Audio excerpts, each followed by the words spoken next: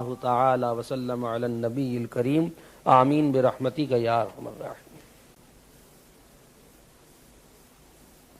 نحمده ونصلی ونسلم علی رسوله الکریم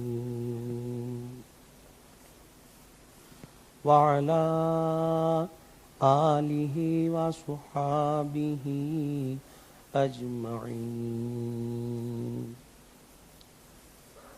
اللهم صل على سيدنا ومولانا محمد وعلى آل سيدنا ومولانا محمد وبارك وسلم صلاة وسلاما كثيرا كثيرا۔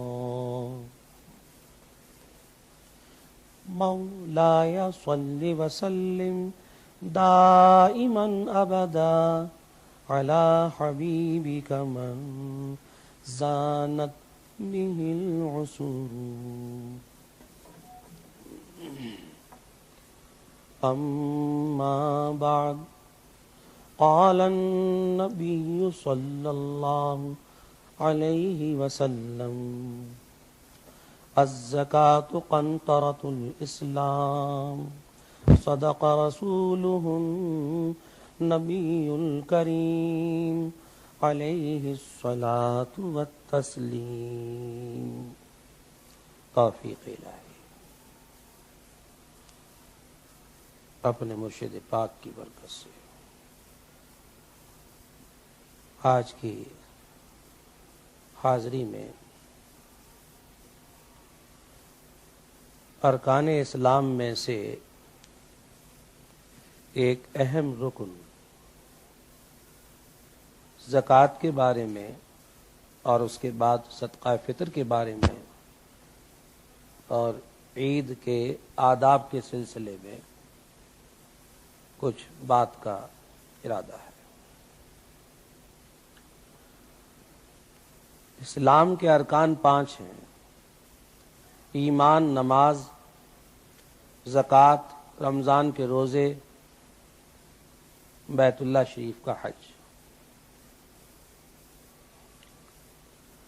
زکوٰۃ کی بڑی اہمیت ہے۔ جس پر زکوٰۃ فرض ہو جائے وہ پھر اس کی ادائیگی میں کوتاہی اور تاخیر نہ کرے۔ یہ فرمان رسالت جو آپ کے سامنے تلاوت کیا گیا، حضور اکرم صلی اللہ علیہ وسلم نے فرمایا کہ زکوٰۃ اسلام کا پل ہے، اور اس کے ذیل میں علماء حدیث فرماتے ہیں نماز کا بھی پابند ہے، ماہ رمضان کے روزے بھی رکھتا ہے، بیت اللہ شریف کا حج بھی کر لیا ہے، لیکن زکوٰۃ فرض ہونے کے باوجود نہیں دیتا، تو فرمایا کہ باقی یہ اعمال اس کی نجات کے لیے کافی نہیں ہوں گے۔ تو زکوٰۃ اہم رکن اسلام ہے۔ ہمارے یہاں اس کا نصاب 6,000 روپے کا ہے، اب کچھ زیادہ ہو گیا، اور یہاں پر نصاب 658 رینٹ کا ہے۔ معاف کیجئے، میں تو یہ عرض کیا کرتا ہوں کہ یہ افراط زر کا زمانہ ہے، پیسے کی بہتات کا زمانہ ہے۔ میرے خیال میں تو اکثر مسلمان صاحب نصاب ہیں۔ مجدد تھانوی رحمۃ اللہ علیہ نے عجیب بات فرمائی، جب پیسہ سستا ہوتا ہے تو چیزیں مہنگی ہو جاتی ہیں، اور جب پیسہ مہنگا ہوتا ہے تو چیزیں سستی ہوتی ہیں۔ تو مولانا آج کل کون سی چیز سستی ہے؟ پیسہ سستا ہے، پیسے کی ریل پیل بہت زیادہ ہے۔ تقسیم ہند سے پہلے میں نے خود دیکھا اپنے بچپن میں، سچی چینی کے برتن پیسے نہیں ہوتے تھے، اس کے دام الگ لگائے جاتے تھے اور گھر کے کپڑے مستعمل وہ الگ بیچے جاتے تھے اور اس سے ان برتنوں کی ادائیگی کی جاتی تھی. بہت سی چیزیں ایسی تھیں کہ گھر میں گندم کا ذخیرہ ہوتا تھا، گندم دے کر گیہوں دے کر وہ چیز خریدی جاتی تھی. اتنے بڑے مجمع کے اندر دو چار تو ایسے ہوں گے جو اس بات سے واقف ہوں گے. زکوٰۃ بہت اہم چیز ہے، اور جبکہ پیسے کی بہتات کا زمانہ ہے، افراط زر کا زمانہ ہے، حدیث شریف میں آتا ہے کہ جس مال میں زکوٰۃ ملی ہوئی رہتی ہے تو وہ زکوٰۃ اس مال کو برباد کر دیتی ہے. جس پر زکوٰۃ فرض ہے اور اس نے زکوٰۃ نہیں دی، قیامت کے دن اس کے سونے چاندی کو تختیاں بنا کر دوزخ کی آگ میں ان کو تپایا جائے گا، لال انگارہ کیا جائے گا، پھر اس سے اس کے پہلو کو، چہرے کو اور اس کی پشت کو داغا جائے گا. اور جب وہ داغتے داغتے گرم تختیاں ٹھنڈی ہو جائیں گی تو پھر ان کو دوبارہ تپایا جائے گا اور دوبارہ پھر اسی طرح اس کو عذاب دیا جائے گا، یہاں تک کہ ایسا ہی ہوتا رہے گا. میں زیادہ تفصیلی بات نہیں کروں گا، آپ فکر نہ کریں. اور ایک حدیث میں آتا ہے کہ زکوٰۃ نہ دینے والے کے لیے ایک سانپ عذاب دینے کے واسطے مسلط کیا جائے گا، اور اس کے اوپر 2 نقطے بنے ہوئے ہوں گے، اور وہ گنجا بھی ہوگا. سانپوں کے جاننے والے بتاتے ہیں کہ ایسا سانپ بہت خطرناک ہوتا ہے، اور وہ زکوٰۃ نہ دینے والے کی دونوں باچھیں اور اس کے رخسار پکڑ لے گا اور یوں کہے گا کہ میں تیرا مال ہوں، تیری پونجی ہوں، اور طرح طرح سے اس کو ڈسے گا، عذاب دے گا. میں اپنی اسلامی بچیوں اور بیٹیوں سے بھی مخاطب ہوں کہ دیکھیے، آپ وظیفے بہت معلوم کرتی ہیں، سورتیں بہت پڑھتی ہیں، نفلیں بہت پڑھتی ہیں، تہجد پڑھنے میں بھی آپ کو مزہ آتا ہے، لیکن اگر اعداد و شمار لگائے جائیں تو مردوں کی نسبت عورتیں زکوٰۃ کے بارے میں مسائل اور معلومات کم کرتی ہیں. یہ تو ہمارا روز و شب کا کام ہے. جب ہم موازنہ کرتے ہیں تو مرد بھی اتنا زیادہ نہیں پوچھتے، لیکن پھر بھی پوچھتے ہیں کچھ نہ کچھ. لیکن عورتوں کی جو مقدار ہے مردوں کے مقابلے اور بھی کم ہے. کیا آپ کو مال سے محبت ہو گئی ہے؟ اس کا انجام نہیں معلوم. خدا را زکوٰۃ دینے میں کوتاہی نہ برتی ہے، یہ ایک بہت بڑا عمل ہے اور عبادت ہے. کوئی دہریہ ہوگا اور زندیق جو اس کو ٹیکس سمجھے، یہ تو عبادت ہے.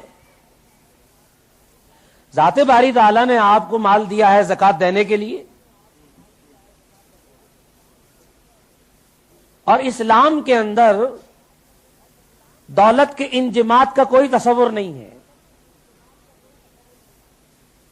قرآن مجید نے خود کہا کہ دولت اغنیا کے مابین منجمد نہیں رہے گی. ایک غنی فوت ہوتا ہے، 10 وارث چھوڑ جاتا ہے. تو ہمارے ہاں انجماد دولت کا کوئی تصور نہیں ہے. اب ایک کا سرمایہ، ایک کا ترکہ 10 جگہ تقسیم ہوا، تو انجماد کہاں ہوا؟ بہرحال اس سلسلے میں کوتاہی نہیں ہونی چاہیے. ذات باری تعالیٰ نے اس میں سے زکوٰۃ، مال کی زکوٰۃ 40واں حصہ بہت مختصر تجویز فرمایا ہے. اور آپ یہ تو غور کیجئے کہ 100 میں سے 2.5 روپے نکالنے ہیں. 1 سال تک آپ نے اس پیسے کو برتا، تب جا کے حکم ہوا کہ اس میں سے 40واں حصہ نکال دو. بندے خدا، 2.5 روپے کے خاطر ذات باری تعالیٰ نے تجھے 97.5 روپے کا مالک بنایا ہے. غور تو کر. اور وہ بھی 40واں حصہ 1 سال کے بعد. ہولان ہال اس کو کہتے ہیں. آج اگر کسی کے پاس 1 کروڑ روپے آ جائے وہ صاحب نصاب ہو گیا، اور 10 مہینے کے بعد پیسہ وہ نکل جائے، 360 دن اس کے قبضے میں نہیں رہا، اب وہ صاحب نصاب نہیں رہا، 10 مہینے کا حساب نہیں دینا پڑے گا. پورے 360 دن آپ نے اس کو استعمال کیا، اب فرماتے ہیں 40واں حصہ دے دو. بالغ ہونے کے بعد اسلام میں عورت ہو یا مرد، اگر نمازیں چھوٹی ہیں تو اس کی قضا کرے. قربانی واجب تھی، نہیں کی، اب اس کے پیسے مستحقین زکات کو دے. صدقہ فطر واجب ہوا، ادا نہیں کیا، اب ادا کرے، معاف نہیں ہوگا. دیکھیے ماضی کی زکات حج کرنے سے بھی معاف نہیں ہوگی. آج اس کا حساب کر لیجئے اور ادائیگی کی صورت کو اختیار کیجئے. اگر یک مشت نہ دے سکتے ہوں تو حساب لکھ لیجئے، وصیت کر دیجئے، تھوڑا تھوڑا دینا شروع کر دیجئے. مسلم دنیا میں ایسے کی بہتات بہت زیادہ ہے. مسلم معاشرے کے اندر مسلم امراء اگر زکات پوری نکالیں، 2 کام کر لیں: زکات پوری نکالیں اور صحیح مستحقین تک پہنچا دیں، غربت کا خاتمہ ہو جائے گا. مسلمانوں میں آج کے دور میں آپ کو ایک بھی غریب نہیں ملے گا اور آپ زکات لیے پھریں گے کہ زکات کس کے دوں، اور وہ مدنی دور پھر زندہ ہو سکتا ہے. تو بعض نے کہا کہ جی پھر اس زکات کا کیا ہوگا؟ میں ایسا آپ کر لیجئے، پھر اس زکات کا کیا ہوگا وہ ہم بتلا دیں گے کیا ہوگا، آپ فکر نہ کیجئے. تو جو شخص صاحب نصاب ہے اس پر صدقہ فطر واجب ہے، اپنی طرف سے بھی اور اپنی نابالغ اولاد کی طرف سے بھی، نہ بیوی کی طرف سے نہ بالغ اولاد کی طرف سے، اپنی طرف سے اور اپنی نابالغ اولاد کی طرف سے اس کو صدقہ فطر دینا چاہیے. حضرت مولانا شبیر احمد صاحب سالوجی سے معلوم ہوا کہ صدقہ فطر 7.5 رینڈ فی کس کے حساب سے ادا کرنا ہے. نماز عید سے پہلے آپ اس کو ادا کر دیجئے. حدیث شریف میں آتا ہے، عبداللہ ابن عباس رضی اللہ تعالی عنہما فرماتے ہیں، سرکار دو عالم صلی اللہ علیہ وسلم نے ارشاد فرمایا، اللہ تعالی نے صدقہ فطر فرض کیا تم پر تمہارے روزے کے درمیان جو تم سے بے فائدہ بات ہو گئی، فحش گوئی ہو گئی، بے فائدہ کام ہو گئے، لا یعنی کلام کام میں مبتلا ہو گئے، تو روزوں کو پاک کرنے کے لیے ایک تو یہ بات بیان کی، اور ساتھ ہی یہ فرمایا کہ اس امت کے مساکین اچھی طرح عید منا سکے. لہذا صدقہ فطر اپنی طرف سے بھی دیجئے اور اپنی نابالغ اولاد کی طرف سے بھی. اور اگر کوئی مسلمان بھائی صاحب نصاب نہیں ہے لیکن ہے خوشحال، مقروض وغیرہ نہیں ہے، تو ایسے مسلمان کو بھی صدقہ فطر دینا چاہیے. اور ہمارے اکابر کی رائے یہ ہے کہ صدقہ فطر کی رقم ایسی جگہ نہ دی جائے جو استعمال میں نہ آئے، ایسے افراد کو دی جائے کہ وہ استعمال میں لے آئیں۔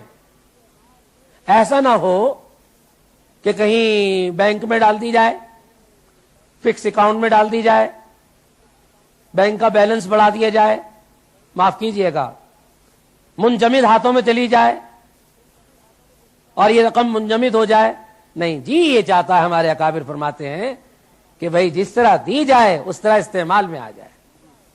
غریب مسلمان بخوشی عید منا لیں، بیچارے بہت سے سفید پوش مسلمان ایسے ہیں اندر سے حالات ان کے تنگ ہیں، جیسے افراط زر ہے ایسے افراط اولاد ہے، ایک ایک کے یہاں 8-8 10-10 بچے ہیں، گزارا بہت مشکل ہوتا ہے، ماہانہ تنخواہ لاتے ہیں، برسر روزگار ہیں، لیکن 20-25 تاریخ کو تنخواہ ختم ہو جاتی ہے، جیب خالی ہو جاتی ہے، قرضہ لے کر مہینہ پورا کرتے ہیں۔ ایسے افراد کو بھی صدقہ فطر خاموشی کے ساتھ دے دیا جائے تاکہ بیچارے اپنے بچوں کے ساتھ عید اچھی طرح منا لیں۔ رہی آپ کی بیوی، آپ کی بالغ اولاد، آپ کا جی چاہتا ہے تو ان سے اجازت لے کر ان کی طرف سے بھی صدقہ فطر آپ دے سکتے ہیں، اس کا ثواب آپ کو مل جائے گا اور ان کا صدقہ فطر ادا ہو جائے گا۔ لیکن اگر کسی نے کسی کی طرف سے بغیر اجازت کے دیا تو نفلی خیرات تو ہوگی لیکن اگلے کا واجب ادا نہیں ہوگا، ان باتوں کا لحاظ رکھا جائے۔ ماضی کی زکوٰۃ کے بارے میں بھی خدا را سوچئے، ماضی کے صدقہ فطر کے بارے میں بھی سوچئے، ماضی کی قربانی کے بارے میں بھی سوچئے۔ بہت سے آدمی مجھے ایسے ملتے ہیں جنہوں نے ماضی میں یہ کام نہیں کیے، آج ان کو یہ حساب صاف کرنا چاہیے۔ یہ لمحہ فکریہ ہے، کسی کو اپنا یہ نقص بتانے کی ضرورت نہیں۔ آپ اپنے شیخ سے رجوع کریں، اپنے اکابر سے رجوع کریں، لیکن یہ حساب صاف کریں۔ اس دن سے پہلے یہ حساب صاف کریں کہ کسی کے پاس دینار و درہم نہیں ہوگا۔ اور بھائی عید کے آداب میں سے یہ ہے کہ عید کے دن 13 سنتیں ہیں۔ پہلی سنت یہ ہے کہ صبح جلدی اٹھے۔ میں تو اکثر سویا نہیں کرتا، حدیث شریف میں آتا ہے عیدین کی رات میں جو جاگا اس پر میدان قیامت میں بے ہوشی طاری نہیں ہوگی۔ یہ جاگنے کی رات ہے، حدیث میں اس کو لیلۃ الجائزہ فرمایا گیا ہے، انعام کی رات۔ بہرحال ذوق کی بات ہے، ہم منع نہیں کرتے، ہم تو ایک کلیہ بیان کرتے ہیں کہ مقدس راتوں میں بھی آپ کا سونا ثابت ہے، آرام فرمانا ثابت ہے۔ تو صبح کو معمول سے پہلے اٹھنا چاہیے۔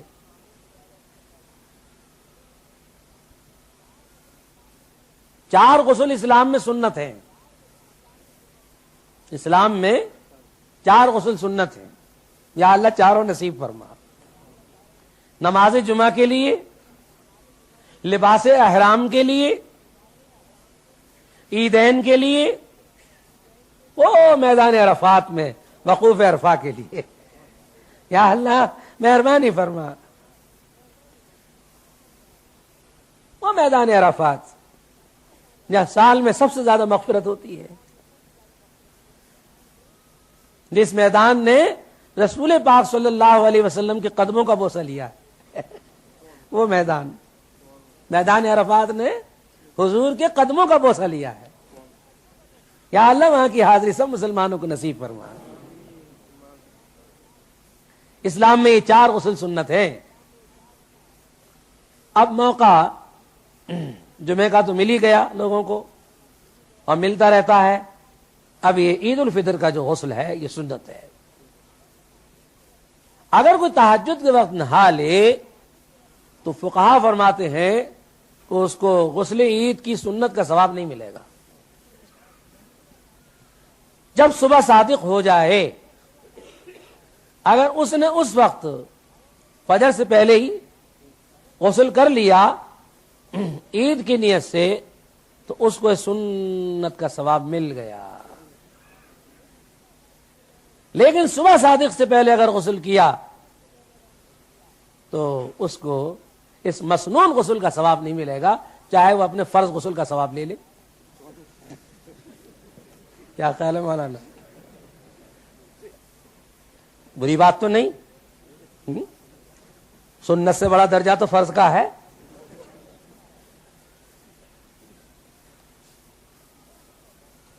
اگر غسل فرض اس نے رات میں کر لیا ہے تو غسل مسنون طلوع فجر کے بعد کرنا چاہیے. کاہے کو سنت چھوڑے؟ بہت نفع کا طریق ہے اتباع سنت. اوہو، اس سے آدمی محبوب بنتا ہے. جی، اتباع کا ثمرہ محبوبیت ہے. تو صبح معمول سے پہلے اٹھا، بھائی ہو سکے تو اس رات میں چند رکعت نفل بھی پڑھ لو، دعا بھی مانگ لو. غفلت اچھی چیز نہیں ہے، غفلت کو قریب نہ آنے دو. غسل، اور غسل میں مسواک. اللہم طہر فمی، سبحان اللہ سبحان اللہ، منہ بھی طاہر ہو گیا. ونور قلبی، دل بھی روشن ہو گیا. دیکھیے، وطہر بدنی، بدن بھی پاک ہو گیا. وحرم جسدی علی النار، اوہو، اس کے جسد پر عذاب نار حرام ہو گئی. یہ مسواک کی دعا. اللہم طہر فمی ونور قلبی وطہر بدنی وحرم جسدی علی النار. ہاں بھائی، اچھے کپڑے پہن لو، کپڑوں کے لیے ادھار مت لینا کسی سے.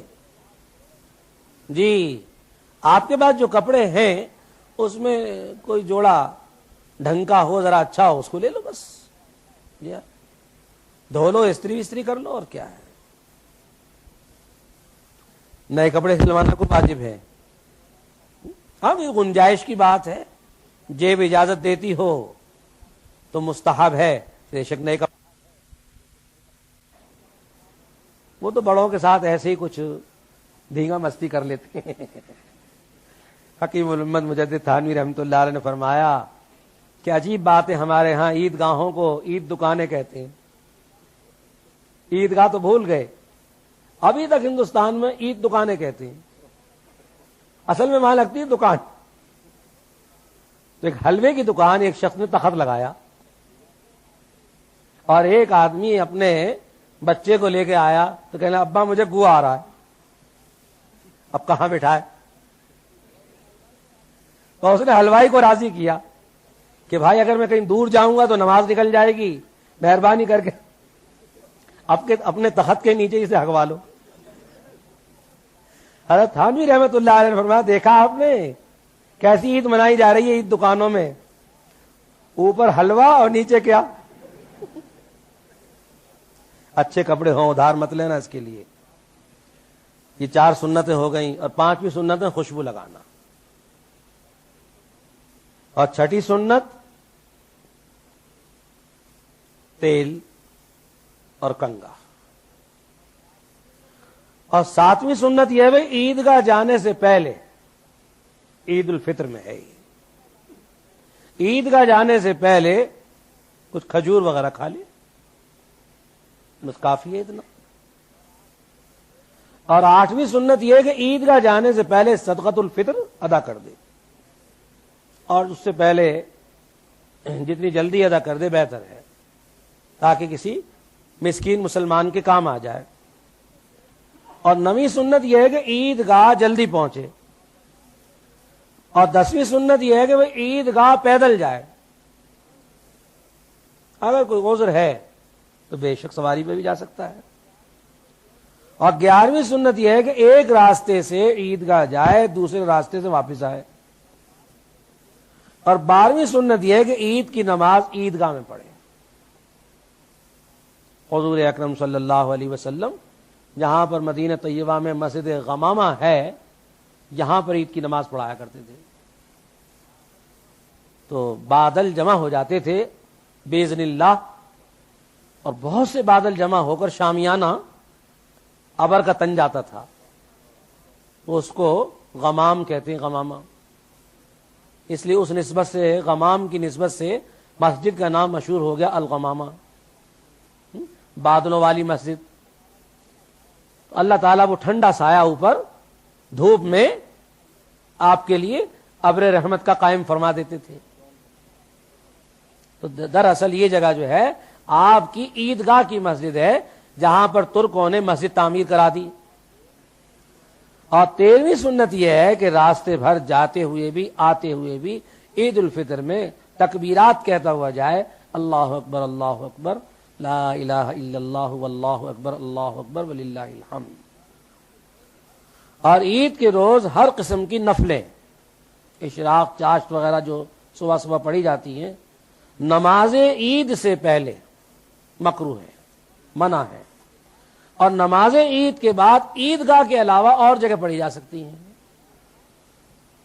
اور نماز عید بالکل عام نمازوں کی طرح ہوتی ہے، 2 رکعت نماز ہے، نہ اذان ہے نہ اقامت ہے، خطبہ اس میں شرط نہیں، سنت ہے اور وہ بھی بعد میں ہے، بس 2 رکعت نماز ہے، 2 رکعت نماز عید الفطر۔ پیچھے سے امام کے اللہ اکبر، پہلی رکعت میں سبحانک اللہم کے بعد 3 زائد تکبیریں، اور دوسری رکعت میں تلاوت کے بعد رکوع سے پہلے، قرات کے بعد رکوع سے پہلے 3 زائد تکبیریں۔ پہلی رکعت میں جب تیسری تکبیر ہوگی تو ہاتھ باندھ لیے جائیں گے، دوسری رکعت میں جب تیسری تکبیر ہوگی تو ہاتھ کھلے رہیں گے، اور چوتھی تکبیر رکوع کی ہوگی۔ بس آسان سی بات ہے، 6 زائد تکبیریں ہیں۔ امام اگر تکبیریں بھول جائے تو مقتدی اس کے لیے مجبور نہ کریں پیچھے سے۔ امام اگر تکبیرات بھول جائے تو مقتدی اس کو مجبور نہ کریں کہ وہ قیام میں لوٹ کر آئے پھر تکبیرات کہے، نہیں،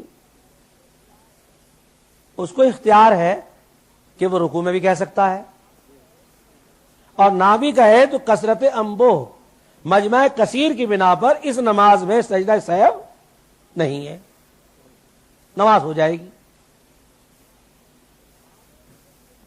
تو نماز عید الفطر دیر سے پڑھی جائے اور نماز عید الاضحیٰ جلدی پڑھی جائے، یہ بھی ایک سنت ہے۔ خطبہ پڑھنا اس میں سنت ہے، خطبہ پڑھنا سنت ہے اور سننا واجب ہے، چاہے آواز آئے یا نہ آئے، دھیان لگا کر بیٹھا رہے۔ عورتوں کے لیے نہیں ہے، مردوں کے لیے ہے۔ عورتوں کے لیے کیا ہے؟ عورتوں کے لیے عید کی تیاری میں شوہر کے ساتھ، گھر والوں کے ساتھ تعاون کرنا، وہ اجر و ثواب کے لحاظ سے بہت بڑا عمل ہے ان کا۔ ان کی خوشی میں، عید گاہ جانے میں تعاون کرنا کہ جلدی تیار ہو کر چلے جائیں، بس یہ اس کے آداب ہیں۔ اور ایک اہم بات یہ ہے کہ ذات باری تعالیٰ نے ہماری خوشیوں کی خاطر افضل عبادت صوم کو، روزے کو عید کے دن حرام قرار دے دیا۔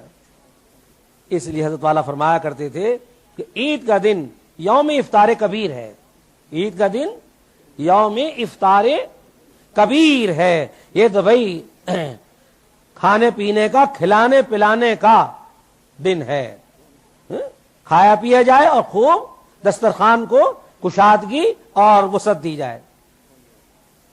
اور بھی اس سلسلے میں بہت سی باتیں ہیں، موقع ہوا پھر آئندہ موقع ملا تو انشاءاللہ توفیق الہی سے عرض کی جائیں گی۔ دارالعلوم زکریا کی طرف سے نماز عید الفطر کیا بجے ہوگی؟ 7 بجے اس میدان میں۔ حضرت محتمم صاحب فرما رہے ہیں کہ نماز عید الفطر اس میدان میں 7 بجے ہوگی اور بیان 6:30 بجے شروع ہوگا۔ اللہ تعالیٰ تمام مسلمانوں کو سنت کے مطابق بہت خوشیوں کے ساتھ عید منانا نصیب فرمائے اور اس کے برکات پوری امت کو عطا فرمائے۔ وآخر دعوانا الحمدللہ رب العالمین۔ 12 دفعہ سورہ اخلاص